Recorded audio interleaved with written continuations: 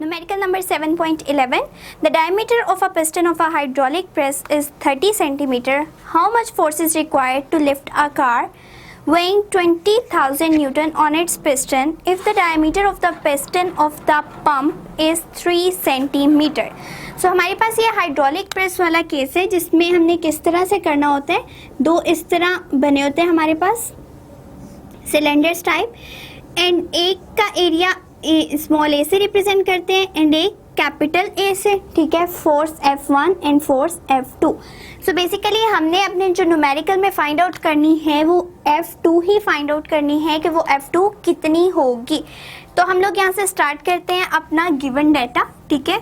सो हमें जो गिवन है दैट इज डायमीटर, ठीक है, diameter D1 and diameter D1 की वैल्यू हमें गिवन है 30 सेंटीमीटर, ठीक है.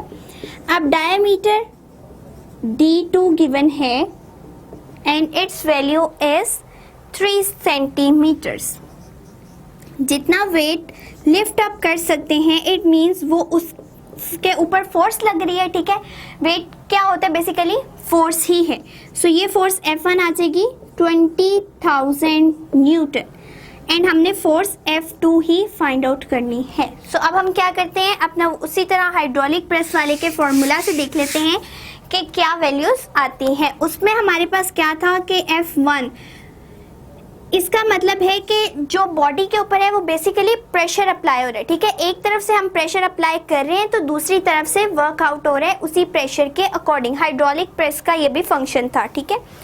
अब इस हाइड्रोलिक प्रेस की वजह से हमारे पास जो प्रेशर दोनों साइडों पे प्रोड्यूस हो रहे थे वो किस तरह से थे कि अगर हमने एक साइड पे प्रेशर P1 अप्लाई किया तो दूसरी साइड पे P2 प्रेशर लगा जिसकी वजह से कार या कोई भी बॉडी लिफ्ट अप हो गई है, ठीक है. सो प्रेशर किस तरह फाइंड आउट करते हैं, फोर्स पर यूनिट एरिया, ठीक है. तो यहाँ पे क्या आ जाएगा, यूनिट एरिया A1, ठीक है, ये हमने लिख लिया. एंड वो किसके इक्वल है, P2 प्रेशर के, मतलब F2 ओवर A2. इसका मतलब है कि हमने एक साइड पे जितना प्रेशर अप्लाई किया उसने हेल्प आउट कर दिया, उतने का उतना ही प्रेशर दूसरी बॉडी पे लगा एंड वो बॉडी लिफ्ट अप हो गई. अब यहाँ पे हमारे पास डायमीटर्स गिवन है, एरियाज गिवन नहीं है. तो किस तरह से फाइंड आउट करते हैं कि एरिया ऑफ जो सिलेंडर है, cylinder it is equals to pi r square, ठीक है. तो हमारे पास अब रेडियस भी नहीं है, हमारे पास क्या गिवन है, डायमीटर. सो डायमीटर किस तरह होता है कि अगर एक सर्कल की पूरी लेंथ ये बताई गई हो it is equals to diameter, ठीक है. अब उस डायमीटर का हाफ क्या होता है, ये हाफ पोर्शन क्या कहलाता है, रेडियस कहलाता है. इट मीन्स अगर हमारे पास ये पूरा रेडियस गिवन है और हमें पूरा डायमीटर गिवन है एंड रेडियस फाइंड आउट करना है, इट मीन्स हम D को डिवाइड कर देते हैं 2 पे तो वो हमारे पास रेडियस के इक्वल आ जाएगा. सो यहाँ पे हम क्या लिखेंगे, F1 ओवर A1 की जगह अब क्या आ जाएगा, पाई, एंड R की जगह क्या आएगा, D1 ओवर 2 का स्क्वायर. इसी तरह से F2 ओवर पाई D2 ओवर 2 का स्क्वायर. अब पाई दोनों साइड्स पे आ रहे हैं, ये कैंसिल आउट हो जाएंगे, ठीक है. एंड हमें क्या चाहिए, F2 फाइंड आउट करना है तो इस वैल्यूज को रीअरेंज कर लेंगे, मतलब F1 इंटू D2 ओवर 2 का square divided by D1 over 2 का स्क्वायर इक्वल्स टू F2. अब हमारे पास D2 क्या है, 3 सेंटीमीटर्स, ठीक है. अब 3 सेंटीमीटर्स को किस तरह से फाइंड आउट करेंगे कि यहाँ पे वैल्यूज अप्लाई कर देते हैं. फोर्स है 20,000 न्यूटन, ठीक है, एंड D2 कितना है हमारे पास, that is equals to 3 divided by 2 का स्क्वायर डिवाइडेड बाय D1 कितना है 30 डिवाइडेड बाय 2 का square and it will become equals to F2. So अब 3 divided by 2 is equals to 1.5, ठीक है. एंड अब इस 1.5 का भी स्क्वायर हमने लेना है, 1.5 का स्क्वायर, और 30 divided by 2 is equals to 15 का स्क्वायर.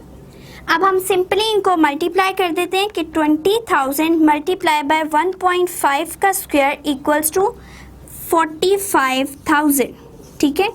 एंड 15 का स्क्वायर इक्वल्स टू 225। अब हमारे पास सिर्फ ये दो वैल्यूज आ गई हैं, इनको सिंपली हम डिवाइड कर देंगे। 45,000 डिवाइडेड बाय 225 गिव्स 200 न्यूटन, ठीक है। सो ये हमारे पास फोर्स थी जो हेल्प आउट करेगी जब हमने एक फोर्स लगाई 2000 न्यूटन की, ठीक है, और उसका एरिया कितना था 30 सेंटीमीटर्स, ठीक है। 30 सेंटीमीटर एरिया वाले पे हम लोगों ने 20,000 न्यूटन फोर्स अप्लाई की एंड उसके अकॉर्डिंगली जो प्रेशर प्रोड्यूस हुआ उसने 200 न्यूटन फोर्स लगा के कार को लिफ्ट अप कर लिया, ठीक है। सो यहाँ पे बेसिकली हमारे पास गिवन क्या थे, डायमीटर्स गिवन थे जिनको एरिया में हमें चाहिए थे, ठीक है। एरिया बनाने के लिए क्या करना पड़ा, एरिया ऑफ सिलेंडर का फॉर्मूला है पाई आर स्क्वायर एंड आर हमने किस तरह फाइंड आउट किया है कि डायमीटर को जब हम 2 पे डिवाइड करते हैं it will become equals to the radius. So ये था हमारा हाइड्रोलिक प्रेस वाले फॉर्मूला के अकॉर्डिंग फॉर्मूला आया एंड F1 को हम लोगों ने डिवाइडेड बाय A1 रखा है क्योंकि ये प्रेशर P1 है and it is equals to pressure P2। So pressure किसके इक्वल होता है, force per unit area, and वहां से हमने F2 को सेपरेट आउट किया एंड वैल्यूज पुट करने के बाद हमारे पास फोर्स आई है 200 Newton. So the next one is 7.12।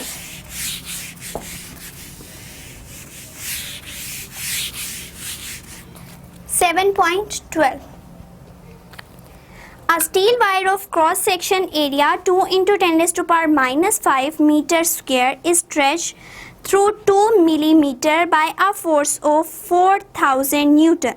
Find the Young modulus of wire. The length of the wire is 2 meter.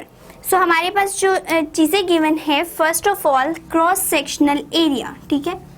Cross sectional area means A and its value is 2 into 10 raised to power minus 5 meter square, ठीक है। Second thing which is given is the stretch length, ठीक है। Stretch length का क्या मतलब होता है कि जिस चीज़ को स्ट्रेच किया जा रहा है उसमें चेंजिंग्स आ रही हैं, ठीक है। अब स्ट्रेच लेंथ होती है change in the length, change in length, it means del L, ठीक है, and it's value is 2 millimetre, 2 millimetre. अब पहले हमारे पास क्या है, metre square means base unit में था एरिया, यहाँ हमारे पास मिलीमीटर आ गया, इट मीन्स हम इसको 2 into 10 raised to power minus 3 metre ही लिख लेते हैं, ठीक है। मिली किसके इक्वल होता है, 10 raised to power minus 3 के। Next thing which is given is the force, ठीक है। फोर्स की वैल्यू है हमारे पास 4000 न्यूटन, 4000 न्यूटन एंड इसके अलावा जो जो चीज़ें हमें गिवन है it is the length of a wire. अब लेंथ ऑफ वायर किस तरह से गिवन है कि पूरी ओरिजिनल लेंथ वो होती है L naught and it is 2 metre and we have to find out the Young's modulus, ठीक है।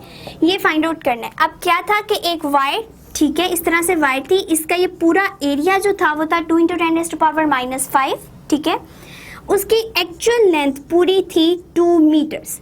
अब इस वायर को हमने स्ट्रेच कर दिया तो ये यहाँ तक आ गई, लेट सपोज, ठीक है। अब इसकी लेंथ में जो यहाँ से यहाँ तक चेंज आया है इट इज डेल एल, तो वो डेल एल कितना है, 2 into 10 raised to power minus 3 and ये चेंजिंग प्रोड्यूस करने के लिए जो फोर्स लगी है it is 4000 Newton. So young modulus से हम लोगों ने यंग मॉड्यूलस फाइंड आउट करना है जिसका डायरेक्ट फॉर्मूला अगर तो हम देखें स्ट्रेस ओवर स्ट्रेन होता है, ठीक है। अब स्ट्रेस ओवर स्ट्रेन हमें प्रॉपरली गिवन नहीं है, इसके लिए हम लोगों ने एक दूसरा जो है फॉर्मूला डिराइव किया था जिसके अकॉर्डिंगली अगर stress over strain properly given ना हो तो हम उन वैल्यूज़ को लगा के फाइंड आउट कर सकते हैं and it formula is FL over L naught, ठीक है, A del L equals to Y, मतलब जो फोर्स हम लोग लगा रहे हैं, ठीक है, ओरिजिनल लेंथ पे एंड जितना एरिया था उस वायर का और जितनी चेंजिंग प्रोड्यूस हुई। सो अब इसकी वैल्यूज पुट कर देते हैं, it is 4000 into L naught हमारे पास क्या है 2, where area is equals to 2 into 10 raised to power minus 5 and length is 2 into 10 raised to power minus 3. So अब हम लोग इन सब वैल्यूज को कैलकुलेट कर लेते हैं. हमारे पास क्या आएगा 4000 इंटू 2 इज इक्वल्स टू 8000. ठीक है, ये आ गया हमारे पास 8000. अब नीचे वाली वैल्यूज को मल्टीप्लाई कर लेते हैं. 2 into 10 raised to power minus 3 and it give 4 into 10 raised to power minus 8. या आप सिंपली भी देखें तो 2 into 2 4, बेसिस सेम है तो पावर्स ऐड हो जाएंगी. -3 एंड -5 इक्वल्स टू -8. सो ये क्या आ जाएगा 4 into 10 raised to power -8. अब 8000 divided by 4 into 10 raised to power -8 is 2 into 10 raised to power 11 Newton per meter square, which is the unit of Young modulus. So simply Young modulus find out किया है. सारी चीज़ें given थी, area भी given था, change in length given था, but वो millimetre में था, उसको हमने कन्वर्ट कर लिया बेस यूनिट्स में.